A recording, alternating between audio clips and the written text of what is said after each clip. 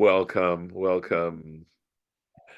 atah Adonai Eloheinu melech haolam asher kitshanu b'mitzvotav v'tzivanu la'asok b'divrei Torah. Amen. Well, okay. So let me get into the share and I'll show you where we are. We, of course, are doing Torah Temimah. And so we are actually looking at Genesis. And we are on the second chapter of Genesis. And I'll tell you in a second where we actually are. So this is chapter 2, and we're actually finishing up verse 22, I believe, right? Because we're in the middle of this. This is where we're at right now. And we were talking about how God, Vayiven Hashem et hatzela, that God built the tzela, right? The tzela, sometimes translated as ribs, sometimes translated as the side. We also had a specific commandment, or a commandment, excuse me, a specific interpretation that it referred to like the tailbone, something like that. There are various interpretations of this. And this is where we're actually on, and where Rav Chisda takes the term vayiven, right? And the word vayiven, which is from bana to mean to build or construct, can also be the word bina, and that's where that's what he draws out of this verse, right? Melamed shenatan HaKadosh Baruch Hu bina, understanding, that God gave understanding, greater level of understanding to a woman more than to a man. So That's at the end of in Kelohenu? no. Why will you? No, it's one of the whole thing about there's a little paragraph at the end of one of the final. It's not Elenu. It's not. I have to look it up, but there one about children and building and things like that, Oh, which I we know what used you're to referring say, to. yeah, Yes. which we used to say all the time, not really. Right. I know what you're referring to. I think it's actually something that is mentioned in Pirkei Avot. Uh, Okay. yes, and I'm blocking on the actual passage right now, but I know what you're referring to.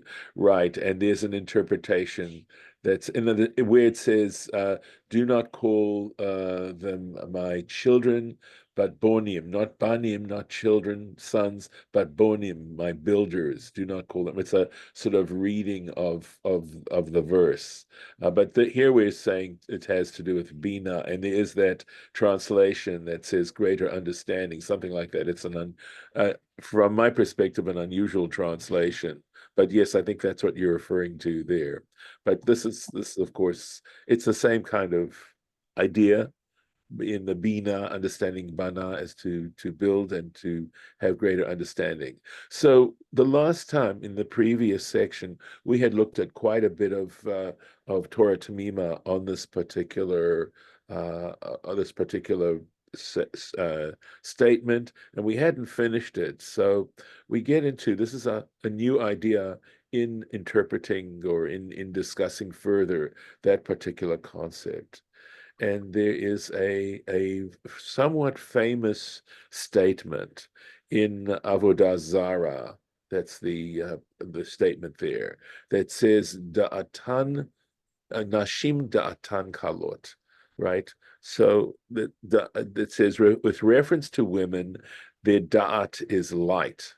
Right. That's da'at as opposed to bina. And he'll comment on that a little bit before we get into that, I want to tell you that while I've been very familiar with this statement, I have struggled to really understand what are they trying to say. Were they saying that women were more emotional? I mean, you know, these kinds of generalizations that these days are somewhat uncomfortable and don't feel they feel bigoted or prejudiced, etc. But they're there, and have to deal with them, and to what extent there's any truth to it. But this is a statement that's a fairly well-known statement, and I struggled very much to understand what exactly was it saying. Right here, it's saying that women have a greater intelligence in some ways, right?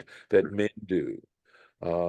But anyway, so I struggled to find out, and I really did some research, and here's what I came up with finally, which is a woman can be influenced more easily than a man. That is really what the statement is saying. And again, we're back into these generalizations about women and men. And I think that, we've moved definitely across the border to saying, there is no, pretty much almost that we don't want to say that there are any differences at all. I realize I'm exaggerating a little bit, but it's not it's not something that's very well accepted, in at least in the culture that I'm living. And the question is, do we need to get a little bit more of a balance? And is it in fact something to make sure that there is a difference, there are differences, not just physically but otherwise, and that they're okay, and that they actually complement one another, and that we're all better off because of these distinctions, and to honor those distinctions, because obviously I think the reason why we don't like these sorts of things is because they were used to put down women or to treat women as second-class citizens or things like that, which I would still very much hold on to is inappropriate, to say the least. I'm being kind, right?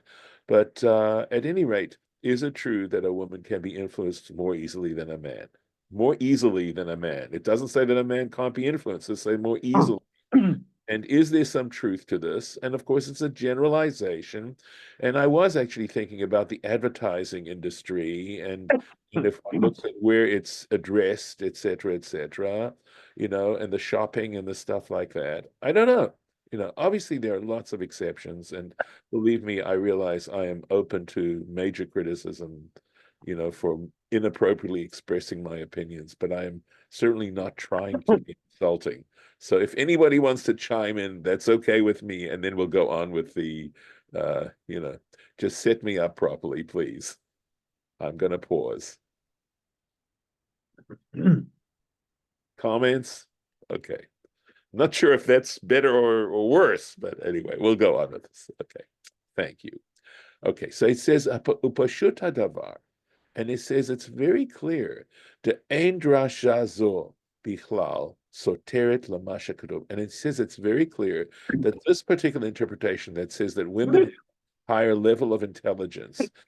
So are you trying to say something? Okay, all right. So it's saying this particular interpretation does not contradict the mashkatuv ba'alma nashim datan kalot. He says that the other statement that's written, that in general women are more easily influenced than men, and he gives you the reference.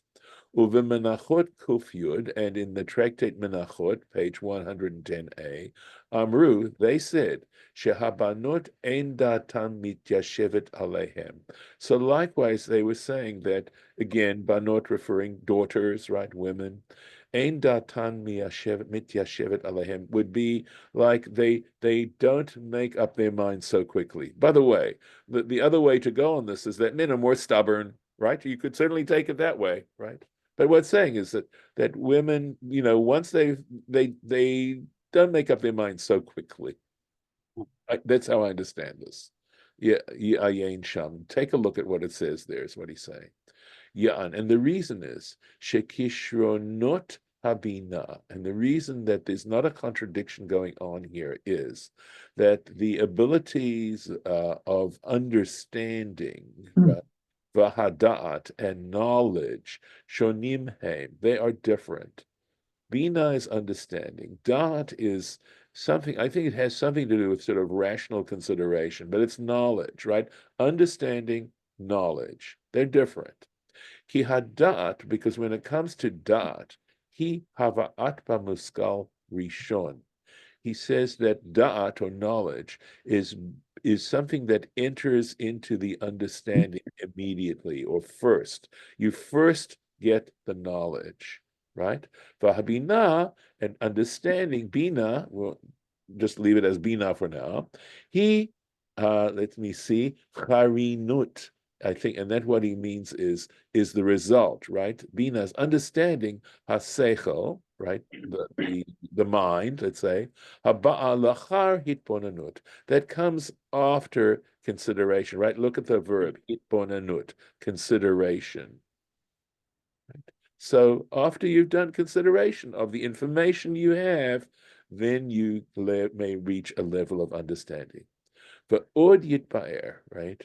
Me'inyan zeh. And furthermore, it becomes clarified within this whole subject, regarding this subject, ba'arucha lefanenu, at length before us, im yirtzeh Hashem, God willing, the Parshat Akev, in Parsha Akev, that's already in the book of Deuteronomy, right? Here we are in chapter 2 of Genesis, and we're looking ahead towards Deuteronomy.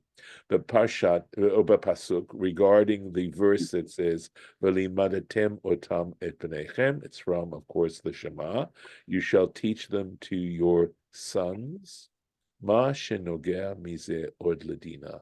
What refers to this, or what comes out of this, or in terms of, I think when he says ledina means in terms of halacha, in terms of the actual practice. So this is what he's saying. So I think he also, doesn't want to say, well, he's not putting down one gender over the other gender or anything like that. He's just saying it's different. It's a different thing. Okay. Oh, that's that subject. Yes. This is actually lovely, this new one.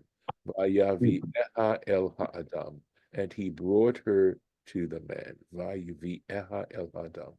He brought Eve or the woman to Adam. Amar Rabbi Yirmiyah ben Elazar, said Rabbi Yirmiyah, the son of Elazar, Melamed, this teaches, Shene'esa HaKadosh Baruch Hu Shush bin La'adam. This teaches you that the Holy One, blessed be He, that God was the best man at a wedding. At a wedding, you have a best man. That's what a Shushbin is for Adam, Harishon, or Adam Harishon, for the first man. Omikan limda Torah derech eretz. And from this, the Torah teaches you decent human behavior. Sheyachazor gadol im katan, that a person of high status should go along with a person of minor status, b'shushbinut, regarding serving as this person's best man. That even someone who has, great status should be comfortable about this. Let me just finish 1 second, just a couple more words. Golda, and I'll be happy to No take. problem. Okay. For al yerolo, and he shouldn't feel bad about it. He shouldn't feel bad about it. Okay, so neat. Golda, please.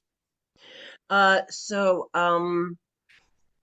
about I'm sorry, what about being father of the bride and Yes. the woman to the man, as we also do? Right. I understand they went with best man, and I understand, why, Yeah. but did anybody ever discuss being the father of the bride? Right. So no, that is not discussed anywhere in anything that I've studied. Of course, my Ooh, I knowledge found is something not new. encyclopedic, okay? But right. Gosh. I get maybe it has to do with, of course, the fact that God created both of them, right? There is, of course, that lovely statement that we already did, how God braided Eve's hair, how he braided it so to make her look even more attractive to Adam. Again, I think there's some really beautiful, profound, and thoughtful statements in these things. Or he was standing up for both of them. So, Right. yeah. Let's see what is going on here. Because it looks like I'm in a whole look. All of a sudden, I'm in Shira Shirim, and I don't have no idea, no idea how that happened. All right, let me get in. Let's see what I can do here. Oh, wow. I must have clicked something. All right, let's go up here and see if I. Oh. Okay, so obviously it's not there. It was funny.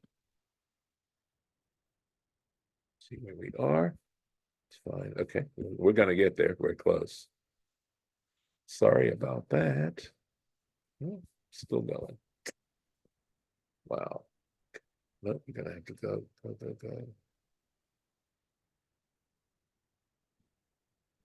Life is interesting still. Sorry, I hmm, not doing. Oh, there we are. Wow. Let's see here. Let's try this. Yep, we're right here now. Here we are. Let's try this. No, okay. Let's try this. There we are. Okay. Yeah, there we are. Uh, Here we are. So we talked about shush binut, right? Shouldn't feel bad about it. So obviously, sometimes you feel person might feel that, why were they, why should he, being very high status, be somebody who acts as a best man for someone who doesn't have that? So let's take a look. And I don't know if this will help you, Golda, at all, but anyway, klomar, that is to say, Al yitzar lo shepichet bichvodo. He shouldn't feel aggrieved, right, that he has had to lower his status in some way, right? That his honor has been diminished. He shouldn't feel that way. V'hainu mishum, and that is to say, mishum shemidut hakadosh baruch hu, because what we are learning here is that this is exactly one of the qualities of God, that this is a divine quality that God acted as Adam's best man. Vehi midat gemilut chesed. And this has to do, we are familiar with this concept of gemilut chesed, which is considered the acts of loving kindness, so often that is translated as. In other words, and of course, these days, I'm happy with the word kindness. The idea of showing acts of kindness to people. And acting as a person's best man is an opportunity to show kindness to someone. Inyan Hashushbin, Piresh Rashi. And Rashi explains that sort of the duties of a best man. Mishtadel bechupato uvezivugo. And that is that he takes trouble. He goes into the details and he looks into the issues of his chuppah, which would be like literally, of course, it means the wedding canopy, but it means to do with all the issues involving the wedding. And we know weddings have a lot of details. So that's what the Shushbin does. He helps her out with the wedding, with the details. Uvezivugo, and this also has to do with helping bringing them together. Making sure that they have a wonderful time, that the bride and groom have that opportunity to enjoy that moment as much as possible. Ad kan l'shono. And that's essentially how Rashi explains the duties of a best man. Umidayek drasha zo milashon vayivehel. And this drasha comes up because of looking carefully at the word vayiveha. He brought her. In other words, the fact that it says that God brought her underlined, is what is giving the force to this drasha. Asher lechuora, because on the surface, ein mu'uvu ar, there's nothing mentioned me'ayin la'ayin, where he brought her, from what place to what place, heviah, he brought her. Doesn't say. Doesn't say he brought her from place A to place B. What do we mean by brought? What do we mean by bringing? Ki halo hi amda lifnei Adam, because she was standing before Adam, achar shenafal betardema, after he had fallen into that deep sleep. V'lachen darish, and for this reason, he interprets shehevi ami makom lemakom, that lechalek kavod la'adam, that so this is what it seems to be saying, that he brought her from one place to another place in order to show honor to Adam. Ukifi Reish Rashi, and as Rashi explains. So, exactly, this isn't so clear as to what it means, but, is it talking about, well, Golda, you mentioned the father, the bride, how, think about it now, right? It gives us a little bit of a different Or, understanding. all right, let's go with parent. No, because that's fine. That's fine. right, because the mother and the father walk the bride down in That is true, but in the yeah. past, and you'll see it in many movies, that Mm-hmm. daughter, there is a different relationship between a daughter and a father, and a daughter and a mother, okay? And father, and son and mother, etc. I mean, I think we need to be able to sort of process these things. But the real point I was trying to make, Golda, is that it is an honor, right? That when a daughter asks her father to be the one to bring her down the aisle, there's that thing about bringing is the point I'm really trying to make, is that that is a very honorable kind of thing. It's a very special, I think what's happening here is we're trying to peel away some layers and we're deconstructing a little bit this whole notion of the processional at a wedding, that it's not just pragmatic. It has a great symbolic. I think what I'm getting out of this is the symbolism of walking down the aisle and bringing the bride down the aisle, and that presentation, right? How important presentation is, and that bringing the daughter down to the groom is a way, and presenting the daughter, right? There's that idea of presenting the daughter to the groom, and in a way saying, this is what we're looking for. This is a moment, right? This is a moment that one hopes for in being a parent, and for everyone involved, for the groom from his point of view, for the bride from her point of view, and for the parents of the bride from their point of view. And I know the parents of the groom too. Mm-hmm. And I This is, it's a different way of looking at it, and I guess it's a female way of looking at it, and it's a shame when the gentlemen all sat down to make all these to talk about this stuff that they didn't include a little female help with, but yes. either that or I have to write a book called The Torah According to Golda. It's like, Well, that's possible. I mean, I like to think that, in fact, we have some examples. I don't know whether they're numerous or not, but we certainly have the conversations of Rabbi Meir and his wife. I am going to say that I'm going to think that if these people had decent marriages, and we have in the wedding ceremony itself, the concept of Re'im Ahuvim, that the bride and groom should be loving friends. Well, I don't know how you can be a loving friend if you don't communicate with your friend. That part of what creates that friendship are the conversations that you have with that friend that allow your hearts to unite and truly couple.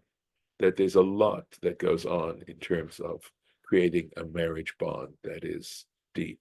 So I don't want to assume that just because basically it would appear that these are men sitting around and discussing these things, that they never talk to their wives and that they didn't hear what their wives have to say. And there are examples of speaking to maidservants, in fact, and rabbis learning from experiences of life, because you have to be open to all experiences and not just intellectual discussions. And of course, those intellectual discussions, if they're informed by life, then they become really helpful. And maybe this is a good place for us to stop for now. So next time we will start over here. And but look, I mean, that's the lovely thing about, the what we're doing right now in having this discussion. Okay. Very good. I'm going to stop the share. oh, I know you missed me. I did indeed. I think we certainly did. I'm going to keep that on the record, and I'm going to stop the recording now.